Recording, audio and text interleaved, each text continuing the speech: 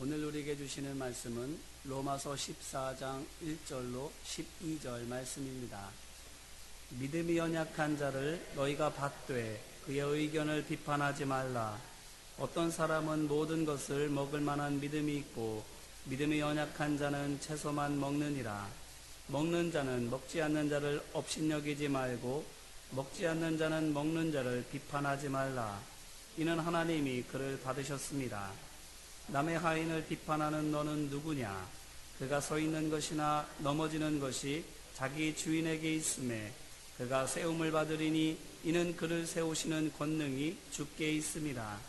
어떤 사람은 이날을 전날보다 낮게 여기고 어떤 사람은 모든 날을 같게 여기나니 각각 자기 마음으로 확정할지니라. 나를 중히 여기는 자도 주를 위하여 중히 여기고 먹는 자도 주를 위하여 먹으니 이는 하나님께 감사함이요 먹지 않는 자도 주를 위하여 먹지 아니하며 하나님께 감사하느니라. 우리 중에 누구든지 자기를 위하여 사는 자가 없고 자기를 위하여 죽는 자도 없도다. 우리가 살아도 주를 위하여 살고 죽어도 주를 위하여 죽나니 그러므로 사나 죽으나 우리가 주의 것이로다.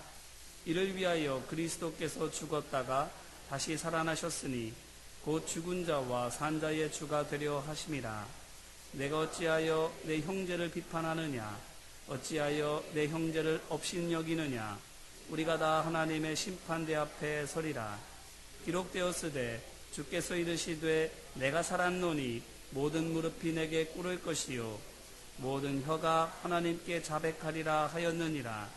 이러므로 우리 각 사람이 자기 일을 하나님께 짓고 하리라. 아멘. 오늘 본문은 공동체를 세우는 믿음에 관한 말씀입니다. 로마서 13장에서 바울은 유대인 성도들을 향해서 세상 권세에 복종하라고, 더 나아가 벌받지 않기 위해서 권력의 눈치를 보면서 피동적으로 시키는 것만 하지 말고 사랑의 마음으로 적극적으로 선을 행하라고 권면했습니다. 바울이 유대인 성도들에게 왜 이것을 당부했습니까? 그것은 유대인 성도들이 유대교를 나왔음에도 불구하고 유대인은 하나님의 택하심을 받은 특별한 사람들이라고 가르치는 유대교 교리와 전통에 따라서 율법과 유대인의 전통을 지키는 데에는 힘을 쓰는 반면 다른 민족 사람들과 세상의 권세는 무시하고 있었기 때문입니다. 곧 우월의식에 사로잡혀서 내 것만 소중히 여기고 있었던 것입니다.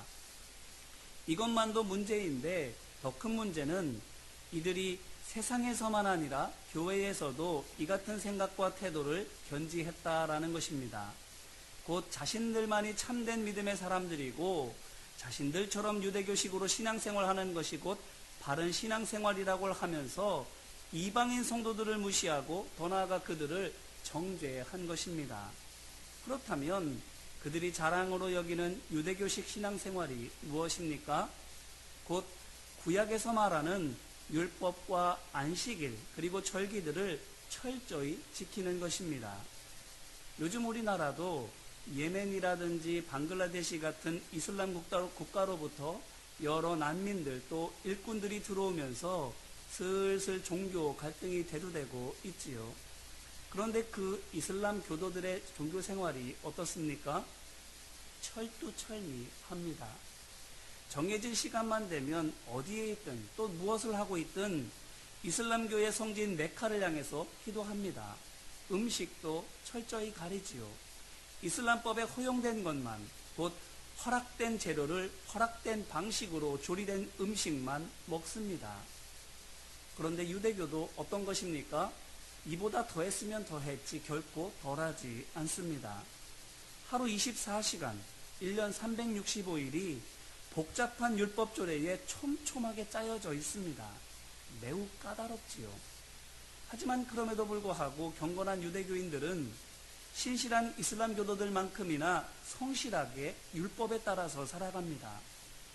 복음서에 나오는 바리새인과 서기관, 율법교사를 생각해 보시기를 바랍니다. 예수님께서 이들에 대해서 뭐라고 말씀하십니까?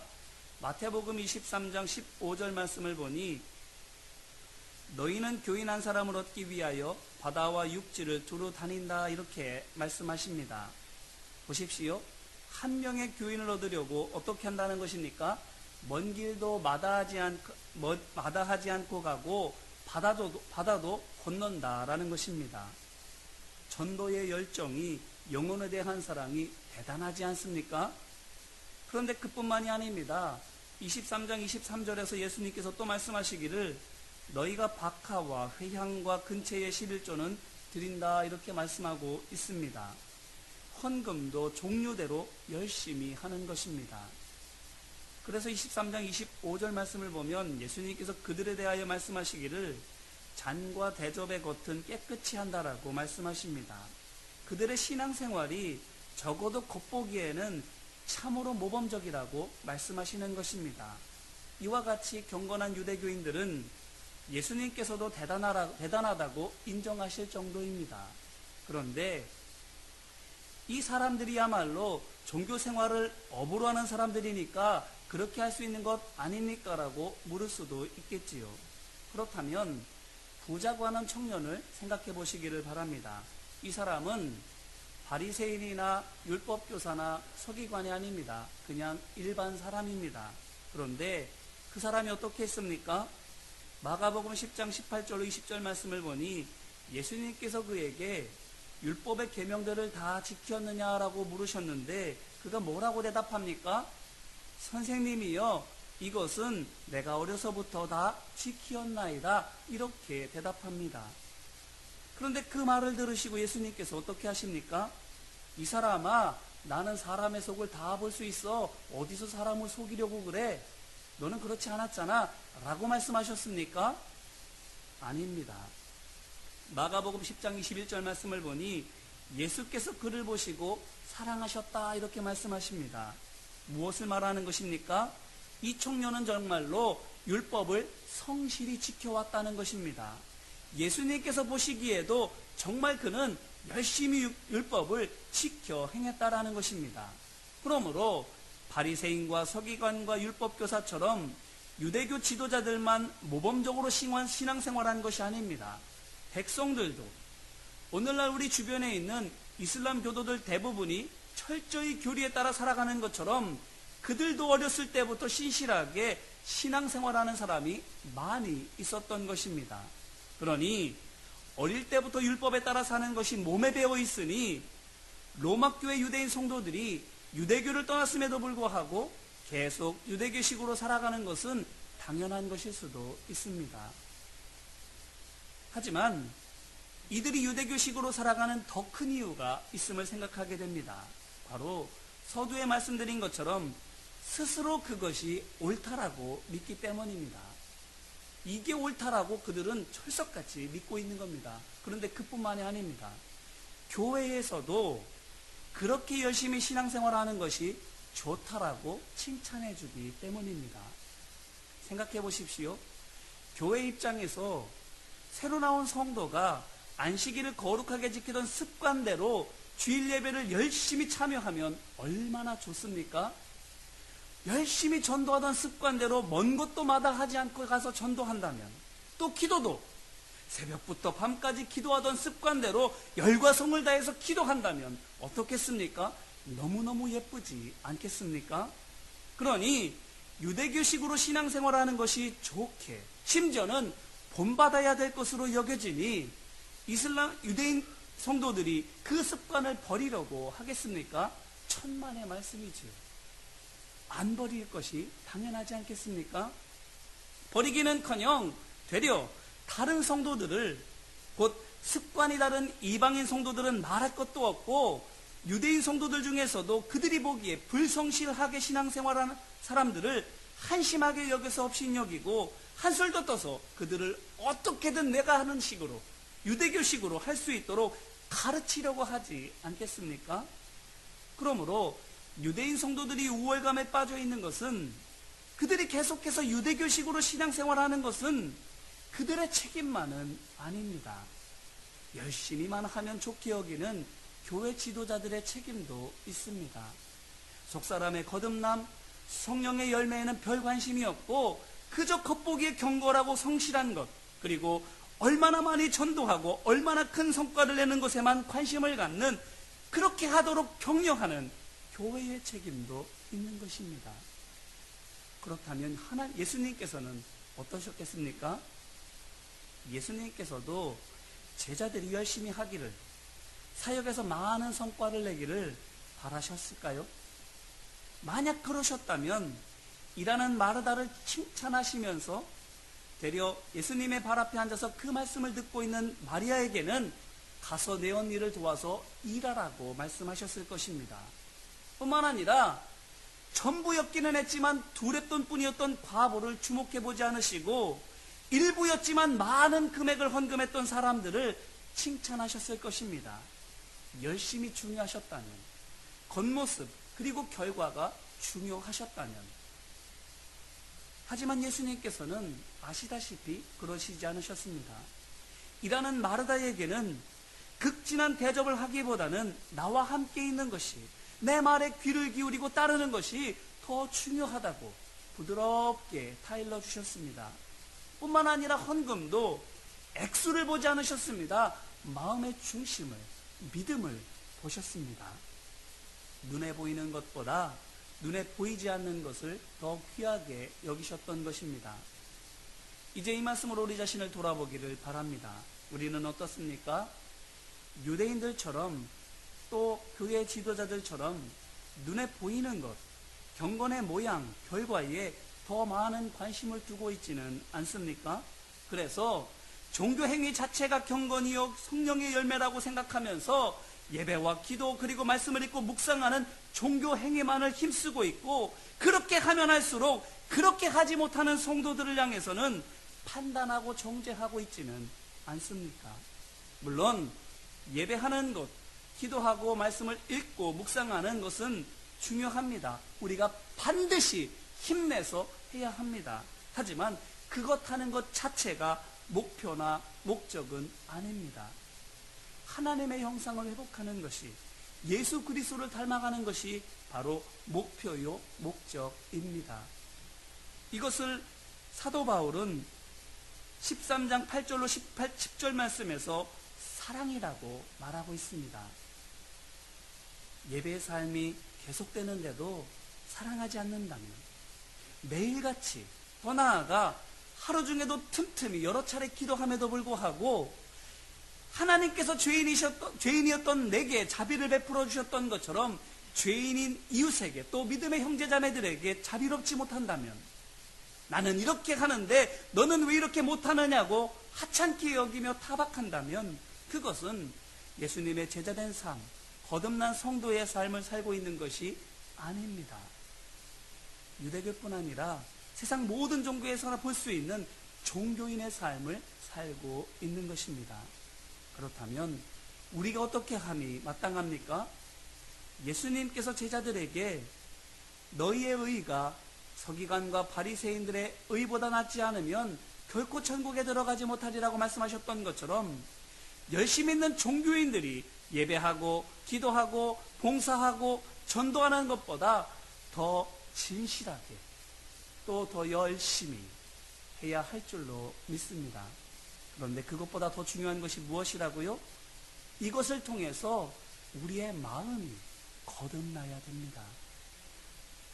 생각이 사람의 생각에서 성령의 생각으로 바뀌어져야 됩니다. 이거는 한순간에 되지 않습니다. 죄사함은 예수님을 주님으로 영접한 그 순간에 되지만, 생각이 달라지고 습관이 바뀌는 것은 금방 되지 않습니다. 왜지요? 해오던 대로 하려고 하는 관성 때문입니다. 그러므로 마음이 바뀌려면 달리 방법이 없습니다. 하나밖에 없어요. 무엇입니까? 새로운 것을 옛것보다 더 익숙해질 때까지 부단하게 하는 것밖에는 없습니다. 새 것이 옛 것을 누르도록, 새로운 믿음의 삶이 이전의 율법의 삶을 이겨나가도록, 그것은 생각도 나지 않을 정도로 익숙하게 되는 것밖에는, 그래서 새로운 관성이 생기는 것밖에는 도리가 없습니다. 바라기는 믿음으로 사는 것에 익숙하게 되시기를, 익숙하게 될 때까지 포기하지 않고 믿음을 붙잡으시기를 주님의 이름으로 기원합니다. 그래서 신앙의 연수와 경험이 늘어나고 많아질수록 영과 인격이 더욱더 성숙해지는 우리 모두가 되기를 주님의 이름으로 축원합니다. 이어서 오늘 말씀에서는 유대인 성도들만 아니라 이방인 성도들에게도 말합니다. 뭐라고 말합니까? 1절 말씀입니다. 믿음이 연약한 자를 너희가 받되 그의 의견을 비판하지 말라. 아멘. 여기에서 받는다라고 하는 말은 환영하다, 친절하게 대하다라는 말을 뜻합니다. 그러므로 1절 말씀이 무엇입니까? 바로 믿음이 약한 성도들을 멀리하지 말고 오히려 환영하여 맞이하고 친절하게 대하여 주어라. 그리고 혹시라도 그들이 믿음 없는 말을 한다 할지라도 섣불리 잘못이라고 질책하지 말아라 입니다. 그렇다면 여기서 말하고 있는 믿음이 연약한 사람들이 누구입니까? 이 말을 이방인 성도들에게 하고 있다는 것을 통해서 알 수 있는 것처럼 이방인 성도들과 반대편에 서 있는 사람들, 곧 유대인 성도들입니다. 이것은 이어지는 말씀에서 보다 더 명확하게 됩니다. 2절을 보십시오. 믿음이 연약한 사람이 무엇만 먹습니까? 채소만 먹습니다. 누가 이렇게 했지요? 다니엘이지 않습니까? 뿐만 아니라 5절에서도 믿음에 연약한 사람은 어떻게 합니까? 이날을 저날보다 더 중하게 여깁니다. 곧 안식일, 절기와 같은 날들을 다른 날들, 일상적인 날들보다 더 귀하게 여기는 것입니다. 누가 그렇게 하지요? 유대인들입니다. 유대인들만 우상에게 바쳐졌던 제사 음식인 고기를 안 먹으려고 채소만 먹습니다. 뿐만 아니라 하나님께서 거룩하게 지키라고 하신 날들을 귀하게 여깁니다. 그러므로 믿음이 연약한 성도들이란 곧 유대교식대로 신앙생활을 하고 있는 유대인 성도들인 것입니다. 자, 그런데 이상하지요? 앞서 유대인 성도들이 그들 자신을 어떻게 여긴다고 말씀드렸습니까? 우월하게 여긴다고, 신앙생활을 매우 잘하고 있다라고 여긴다라고 말씀드렸습니다.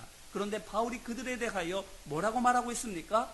믿음이 연약하다고, 미숙한 믿음의 사람들이라고 말하고 있습니다. 동상이몽이에요.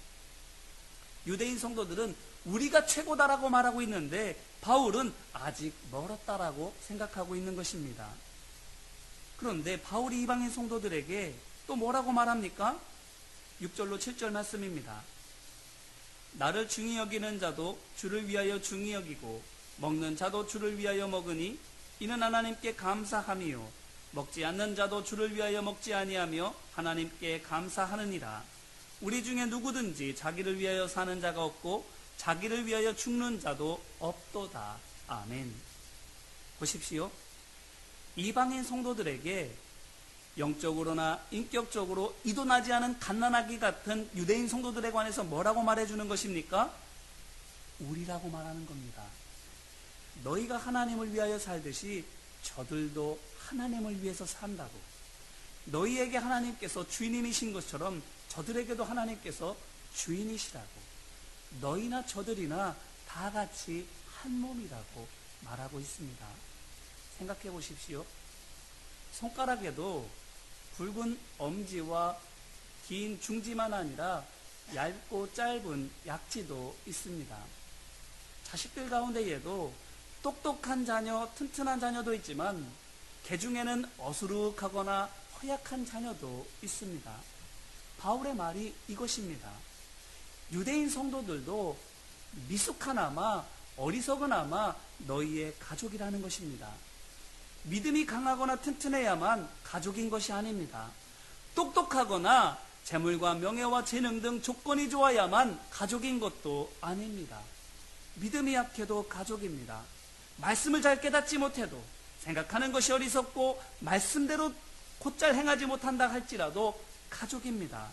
그러므로 약하다고 판단할 수 없습니다. 어리석다고 비난할 수 없습니다. 그러면 그럴수록 더 사랑으로 감싸주어야 하고, 그러면 그럴수록 더 친절하게 도와주어야 합니다.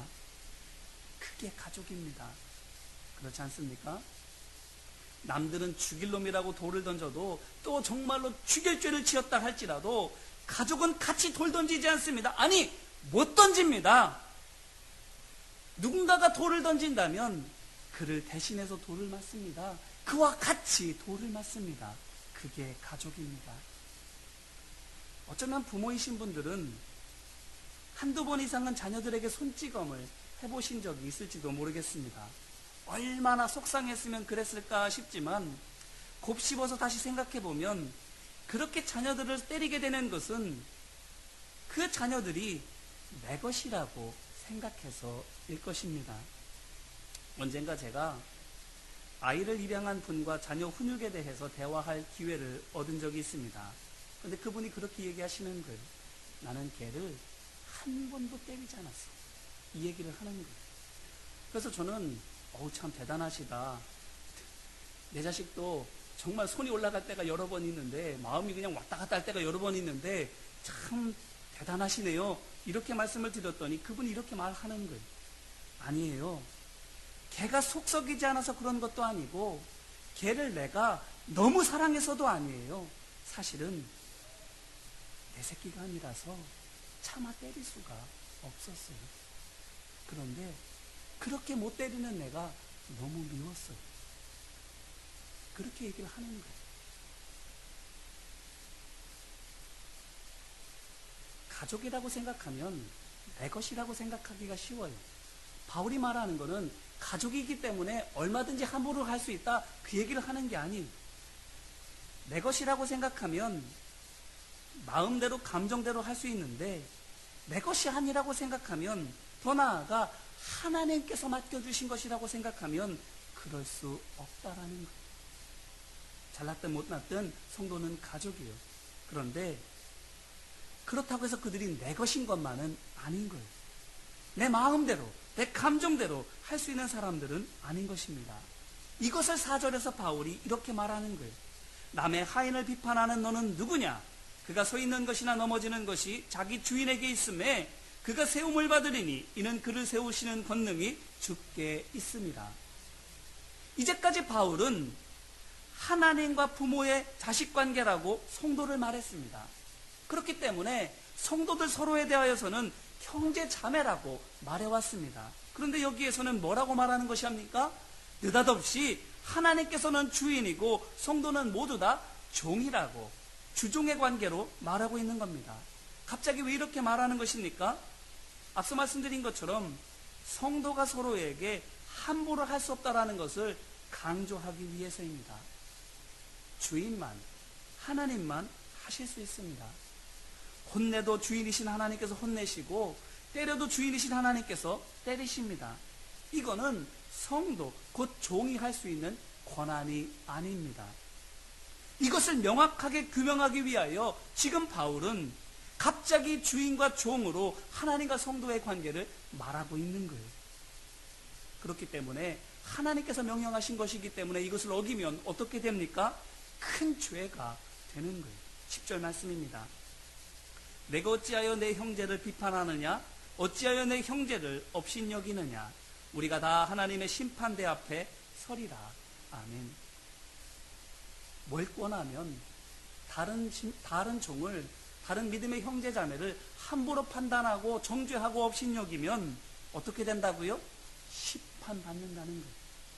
그러니 하나님의 종된 성도가 할 일이 무엇입니까? 업신여기고 비판하는 것이 아닙니다. 오히려 다른 성도가 혼나거나 맞으면 위로해줘야 됩니다. 죽도 갖다주고 약도 발라주고 안아주는 것이 바로 우리가 서로에게 해주어야 될 일인 것입니다. 그리고 다시는 그와 같은 잘못을 저지르지 않도록 더 신경 써서 도와줘야 되는 거예요. 이제 이 말씀으로 다시 한번 우리 자신을 돌아보기를 바랍니다. 우리는 어떻습니까? 하나님께서 옳다고 인정해 주시는 신앙생활을 하고 있습니까? 아니면 하나님께서 뭐라고 말씀하시는지는 그리 관심 없고 사람들이 보기에 경건하다고, 내가 생각하기에 옳다고 하는 대로 행하고 있습니까? 뿐만 아니라 주일이신 하나님께서 착하고 충성되다고 칭찬하는 종으로 섬기고 있습니까? 예배와 기도 같은 종교 행위를 열심히 해야, 또 봉사와 전도 같은 사역을 잘해야 칭찬해 주시는 것이 아닙니다. 말씀에 순종해야, 곧 사랑해야 칭찬해 주십니다. 삭개오를 생각해 보세요. 예수님께서 언제 삭개오를 칭찬해 주셨습니까? 누가복음 19장 8절 말씀을 보니 삭개오가 소유의 반을 가난한 자들에게 주고 만일 누구의 것을 속여 빼앗은 것이 있으면 4배나 갚아주겠다라고 말했을 때입니다. 이때 예수님께서 구원이 이 집에 이르렀다고, 이 사람도 아브라함의 자손이라고 말씀하셨습니다. 이것이 무엇을 보여주는 것입니까? 나만 알던 삶에서 이웃을 돌아보는 삶으로 바뀌었을 때, 나를 위해서는 거짓도 불사하던 삶이 이웃을 위해서 정직하게 나누고 베푸는 삶이 되었을 때 구원의 은혜가 임한다라는 것입니다. 이렇게 되는 것이, 우리가 사랑의 사람이 되는 것이 하나님께서 진정으로 우리에게서 바라시는 것입니다. 오늘 말씀 8절로 9절 말씀을 보세요. 우리가 주의 것이 되게 하시기 위해서 예수님께서 죽으시고 부활하셨다라고 하지 않습니까? 우리로 하여금 서로에게 사랑의 종이 되게 하시려고 하나님의 아들이 친히 자신의 목숨을 버리셨다라고 말씀하고 있지 않습니까? 그렇다면 우리가 어떻게 해야 하겠습니까? 서로 사랑하는 것이 생명과 바꾸실 정도로 우리에게서 바라시는 것이라면 그것을 위해서 지금도 우리가 기대에 더디게 사랑의 종이, 하나님의 기대보다 더디게 사랑의 종으로 바뀌어간다 할지라도 업신여기시거나 비판하지 않으시고 오히려 힘과 뜻과 정성을 다해서 도와주고 계신다면 사랑의 종이 되는 과정이 비록 험하고 고되다 할지라도 포기하지 말아야 되지 않겠습니까? 바라기는 우리 모두가 다 하나님의 말씀에 순종해야 되는 종인 것을 기억하며 말씀에 따라서 사랑하는 우리 모두가 되기를 주님의 이름으로 기원합니다. 사랑하실 수 없습니까? 도저히 용납이 안 되십니까? 마치 유대인 성도들이 유대교식대로 너무 오래 살아서 그 습관에 너무 오래 절어 있어서 쉽게 벗어나지 못하는 것처럼 우리도 옛 습관에 너무 오래 젖어 있어서 그것에서 벗어나기가 너무나도 힘이 듭니까? 요한 1서를 보시기를 바랍니다. 요한 1서가 무엇입니까? 예수님의 제자인 요한이 쓴 글이지요. 거기서 그가 뭐라고 말합니까? 한마디로 말해서 사랑하라고 말합니다. 하나님께서 예수 그리스도를 통해서 우리를 그렇게 사랑하셨던 것처럼 우리도 사랑해야 된다라고 강조하고 있습니다. 누가 이 말을 했다고요? 뼛속까지 유대인인, 태어나면서부터 유대교식으로 살았던 요한이 말하고 있는 것. 이것이 무엇을 보여주는 것입니까? 사람은 바뀔 수 있다라는 겁니다. 사람은 안 바뀐다라고 우리는 말하지만 그거는 세상의 말이지요. 믿음 안에서 우리는 뭐라고 말해야 됩니까? 죄인은 바뀐다는 겁니다. 사람은 바뀐다는 겁니다. 요한처럼 말씀을 굳게 믿고 순종하면, 죄인인 나를 사랑해 주신 예수님을 기억하고 기도하면서 사랑하는 마음을 열어가게 되면 성령님의 도우심이 우리를 사랑의 성으로 만들어 가주시는 것입니다. 그러니 거듭바라기는 하나님 안에서는 안 될 것이 없음을 기억하고 끝까지 믿음으로 말씀을 붙들며 사랑의 종이 되어져가는 이 험난한 과정을 믿음으로 행해 나아가게 되시기를, 그래서 요한처럼 끝내 사랑의 종이 되어 모든 사람을 품는 너른 그늘과도 같은 주의 종이 되시기를 주님의 이름으로 축원합니다. 말씀을 붙들고 함께 기도할까요? 이 시간 먼저는 회개하는 마음으로 함께 기도하기를 원합니다. 가만히 눈을 감고 생각해 보세요. 종교 생활을 하고 있는 건지 아니면 신앙 생활을 하고 있는 건지요. 종교 생활은 다른 게 아닙니다. 내가 바뀌는 게 아니라 환경이 바뀌는 걸 원하는 겁니다. 내 주머니가 채워지는 것, 내 육신의 건강이 채워지는 것, 내 명예가 높아지는 것, 나는 안 바뀌고 내 조건만 바뀌는 것이 바로 종교 생활입니다.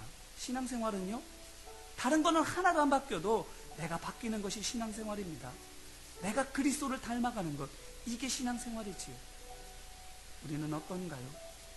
내가 바뀌고 있습니까? 아니면 나를 위한 다른 것들이 바뀌기를 원하고 있습니까?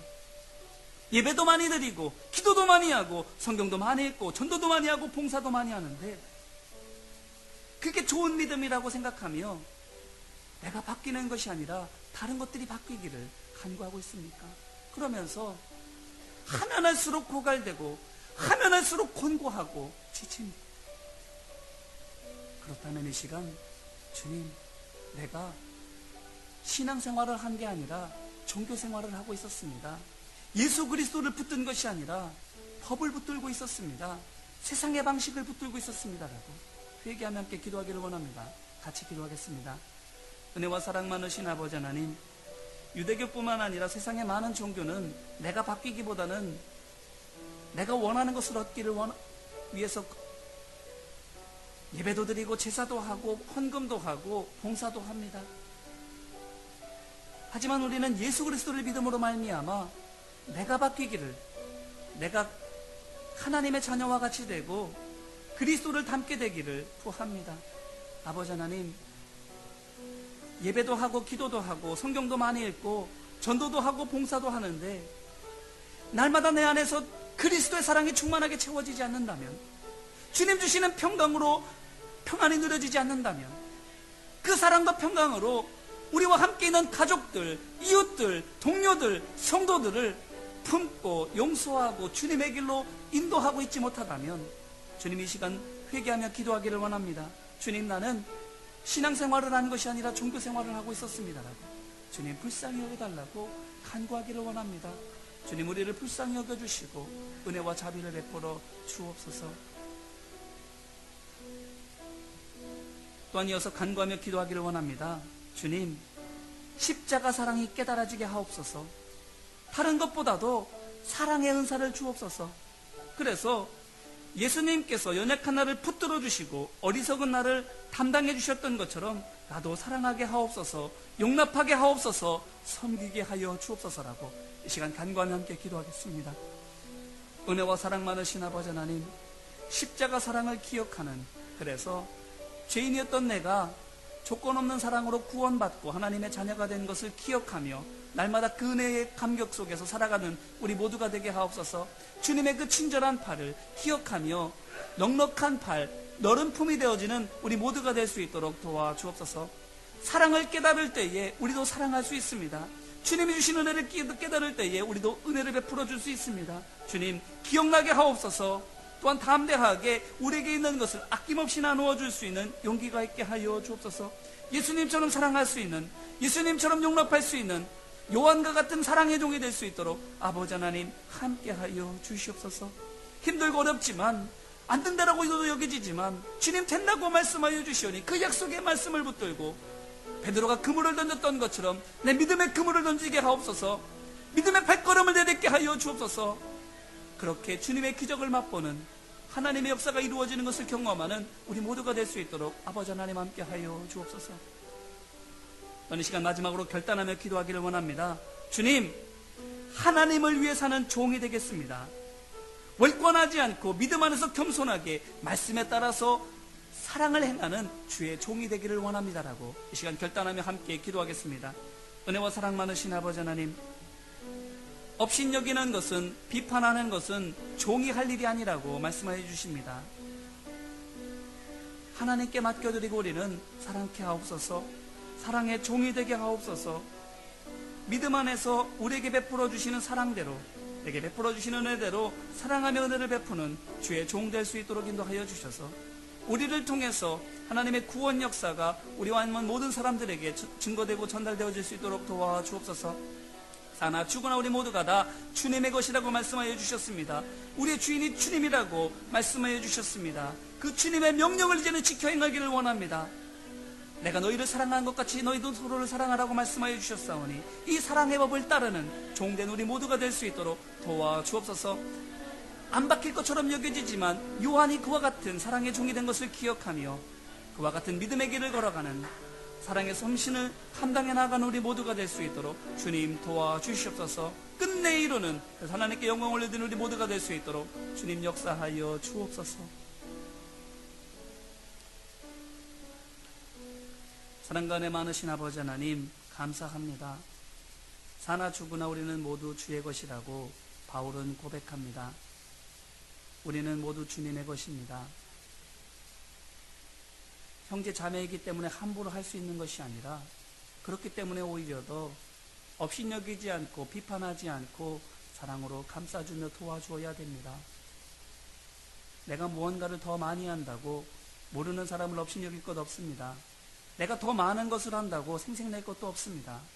하나님 주신 은혜대로 하는 것이요, 주님 주신 분깃대로 받게 될 것이기 때문입니다.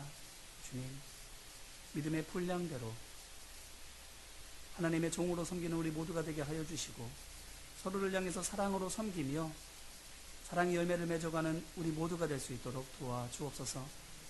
예배를 드리더라도, 기도를 하더라도, 함께 모여 전도를 하고 함께 모여 봉사를 하더라도 그 속에서 사랑의 열매가 맺혀지게 하여 주십시고, 우리 안에 성령의 열매가 거둬지게 하여 주옵소서. 그래서 착하고 충성된 종이라고 칭찬받는 주의 종된 우리 모두가 될 수 있도록 주님 도와주옵소서. 함께 하시고 인도하심을 바라며 예수님의 이름으로 기도합니다. 아멘.